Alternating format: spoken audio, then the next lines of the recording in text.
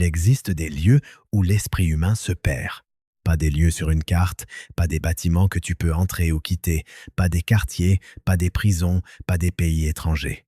Ce sont des espaces mentaux. Carl Jung, le fondateur de la psychologie analytique, a consacré sa vie à l'étude de la psyché humaine. Il a étudié comment les gens pensent, ressentent, échouent et évoluent. Il a analysé des centaines de patients, étudié les mythes, les rêves et les modèles collectifs à travers les cultures. Et il est arrivé à une conclusion qu'il considérait comme l'une des plus importantes de sa vie. Ce ne sont pas les circonstances extérieures qui détruisent l'homme, ce sont les espaces intérieurs dans lesquels il vit. Jung a découvert 7 environnements psychologiques capables d'épuiser jusqu'à 90% de la force mentale d'une personne. Le plus dangereux, c'est ceci. La plupart des gens entrent dans ces espaces chaque jour, sans s'en rendre compte, sans savoir qu'ils s'y trouvent, et sans comprendre ce que ces environnements font à leur cerveau, à leur image de soi et à leur qualité de vie. Ils se demandent pourquoi ils se sentent épuisés, même s'ils n'ont pas fait grand-chose. Ils se demandent pourquoi leurs relations ne fonctionnent pas, même s'ils font tant d'efforts. Ils se demandent pourquoi ils se sentent vides, alors que leur vie semble bonne de l'extérieur. Jung connaissait la réponse. Ce ne sont pas les événements, ce sont les espaces. Et ce sont précisément ces 7 que nous allons traverser aujourd'hui afin que tu puisses enfin les reconnaître. Imagine un espace où chaque mot que tu prononces te revient. Non jugé, non remis en question, non enrichi, simplement confirmé. Cela semble d'abord agréable, peut être même rassurant. Un lieu où tu es accepté tel que tu es, où personne ne te contredit, où tes opinions sont validées. Mais Jung a compris. Cet espace est l'un des plus dangereux dans lesquels un être humain puisse vivre. Car la pensée ne naît pas de la confirmation, elle naît du frottement, de la contradiction, de la confrontation avec une autre perspective. Si une personne vit uniquement dans des environnements qui reflètent sa vision du monde, sa pensée critique commence à s'atrophier. Elle perd la capacité de voir les choses sous différents angles. Elle perd la tolérance à l'ambiguïté. Elle perd la capacité de reconnaître ses erreurs. La chambre d'écho peut être un groupe d'amis qui pensent tous de la même manière. Elle peut être une communauté en ligne composée uniquement de personnes similaires. Elle peut être un environnement de travail où la conformité est récompensée et la différence punie. Elle peut même être ta propre voix intérieure, une voix qui a appris à ne confirmer que ce que tu penses déjà. Ta pensée s'affaiblit. Ta réalité se déforme. Jung disait, un homme dont les pensées ne sont jamais remises en question n'est pas un penseur libre. Il est prisonnier de ses propres suppositions. La chambre d'écho ne te rend pas plus fort. Elle te rend fragile. Et lorsque la réalité te contredira, et elle le fera, tu ne seras pas prêt. Voici le 2e lieu. Tu le connais bien. Tu y es peu, être déjà entré aujourd'hui. L'arène de la comparaison est tout espace dans lequel ta valeur est implicitement ou explicitement comparée à celle des autres. Ce sont les réseaux sociaux où tu compares les meilleurs moments de la vie des autres à ton quotidien ordinaire. C'est la conversation où un collègue mentionne son salaire. C'est la réunion familiale où l'on évalue silencieusement qui a réussi le mieux. Jung analysait la comparaison comme l'un des schémas les plus destructeurs de la psyché humaine et en même temps l'un des plus universels. Nous nous comparons parce que nous sommes des êtres sociaux, parce que notre cerveau cherche des repères, parce que nous voulons savoir où nous nous situons. Mais le problème est le suivant. Dans l'arène de la comparaison, il n'y a pas de ligne d'arrivée. Il n'y a jamais de point où tu as gagné. Il y a toujours quelqu'un de plus avancé, de plus riche, de plus attirant ou de plus réussi. Ainsi naît un état que Jung appelait la dévalorisation chronique de soi. Les succès semblent insignifiants car quelqu'un d'autre les dépasse toujours. Les progrès ne sont pas célébrés car ils paraissent faibles en comparaison. Tes propres forces disparaissent derrière celles des autres. Le succès perd sa valeur. Tu te perds toi-même. Jung disait, la plus grande trahison envers toi-même est de mesurer ta vie selon les standards d'un autre. L'arène de la comparaison t'apprend à ne pas te voir. Elle t'apprend à te voir à travers les yeux des autres et à perdre ton propre reflet. Le 3e lieu est un endroit où beaucoup de gens vivent toute leur vie sans jamais le nommer. Le théâtre de la performance est tout espace dans lequel tu joues un rôle au lieu d'être toi-même. Pas des lieux sur une carte, pas des bâtiments que tu peux entrer ou quitter, pas des quartiers, pas des prisons, pas des pays étrangers. Ce sont des espaces mentaux. Carl Jung, le fondateur de la psychologie analytique, a consacré sa vie à l'étude de la psyché humaine. Il a étudié comment les gens pensent, ressentent, échouent et évoluent. Il a analysé des centaines de patients, étudié les mythes, les rêves et les modèles collectifs à travers les cultures. Et il est arrivé à une conclusion qu'il considérait comme l'une des plus importantes de sa vie. Ce ne sont pas les circonstances extérieures qui détruisent l'homme, ce sont les espaces intérieurs dans lesquels il vit. Jung a découvert 7 environnements psychologiques capables d'épuiser jusqu'à 90% de la force mentale d'une personne.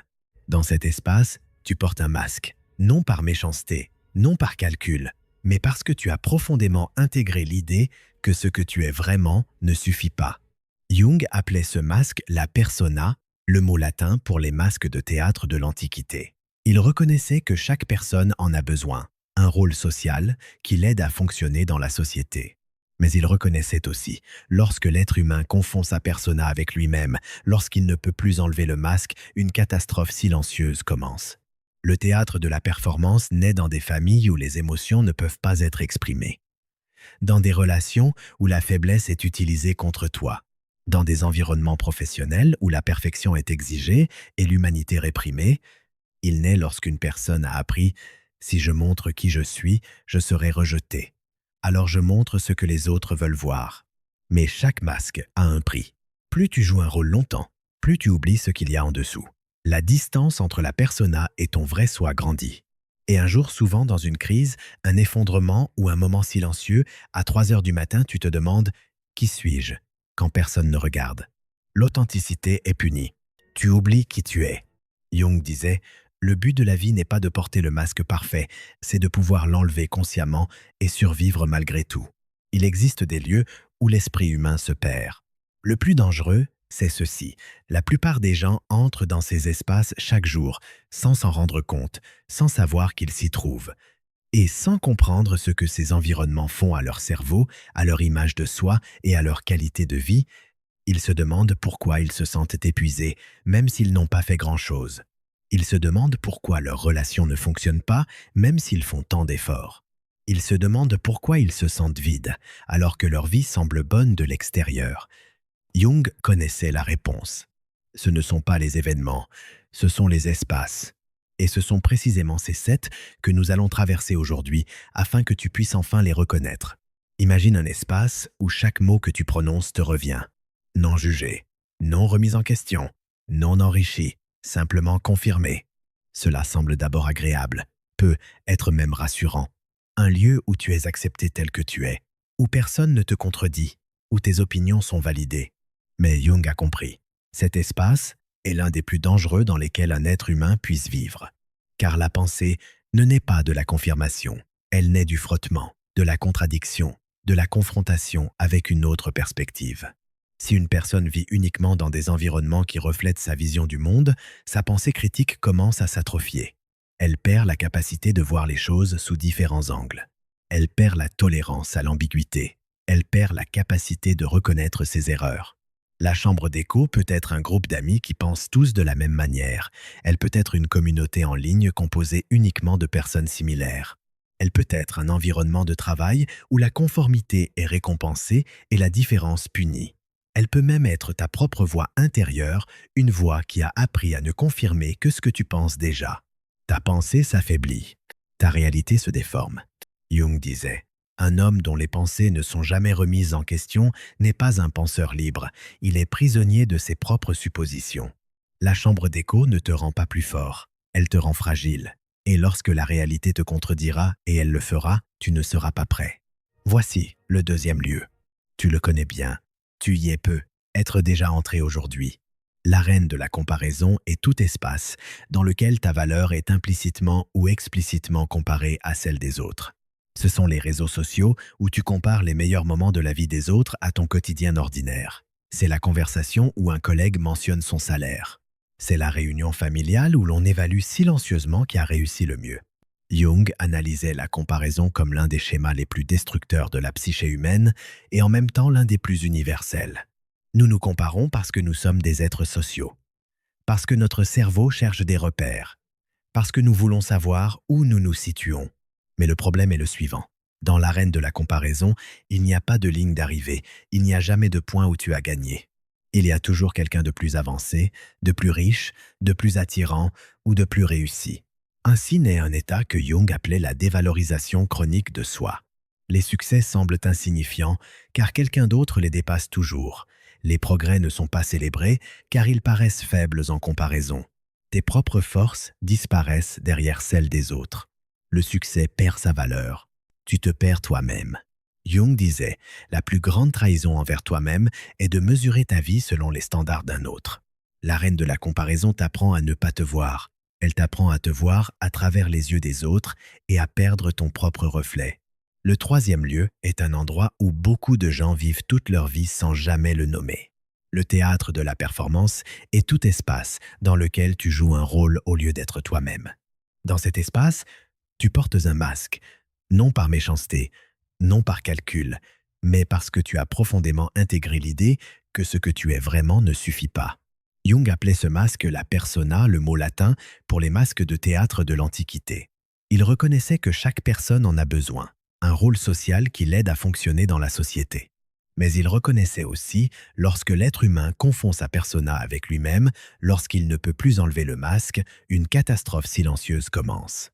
Le théâtre de la performance naît dans des familles où les émotions ne peuvent pas être exprimées, dans des relations où la faiblesse est utilisée contre toi, dans des environnements professionnels où la perfection est exigée et l'humanité réprimée. Il naît lorsqu'une personne a appris « si je montre qui je suis, je serai rejeté, alors je montre ce que les autres veulent voir ». Mais chaque masque a un prix. Plus tu joues un rôle longtemps, plus tu oublies ce qu'il y a en dessous. La distance entre la persona et ton vrai soi grandit. Et un jour, souvent dans une crise, un effondrement ou un moment silencieux à 3 heures du matin, tu te demandes « qui suis-je » quand personne ne regarde. L'authenticité est punie. Tu oublies qui tu es. Jung disait « Le but de la vie n'est pas de porter le masque parfait, c'est de pouvoir l'enlever consciemment et survivre malgré tout. » Ce lieu est silencieux. Il ne crie pas, il n'explose pas, il ne s'agite pas, il est silencieux. Et c'est précisément ce qui le rend si dangereux. L'espace de la souffrance silencieuse naît lorsqu'une personne a appris à réprimer ses émotions, lorsqu'elle a appris que la douleur ne mérite pas de place, que la tristesse est inappropriée, que la colère est dangereuse, que les besoins sont une faiblesse. Il naît dans des enfances où les émotions n'étaient pas les bienvenues, dans des relations où celui qui ressentait était considéré comme excessif, dans des cultures où fonctionner est plus important que ressentir. Et il grandit dans l'ombre. Jung décrivait cet espace comme l'un des destructeurs les plus subtils de l'énergie humaine, car réprimer les émotions a un coût quotidien, dans chaque interaction où tu te retiens, dans chaque moment où tu dis que tout va bien, alors que ce n'est pas le cas, dans chaque soirée où tu es épuisé et vidé, sans comprendre pourquoi. Les besoins sont ignorés, le vide intérieur grandit. Le plus dangereux dans cet espace, tu t'adaptes, tu t'habitues au silence. Tu commences à le considérer comme normal.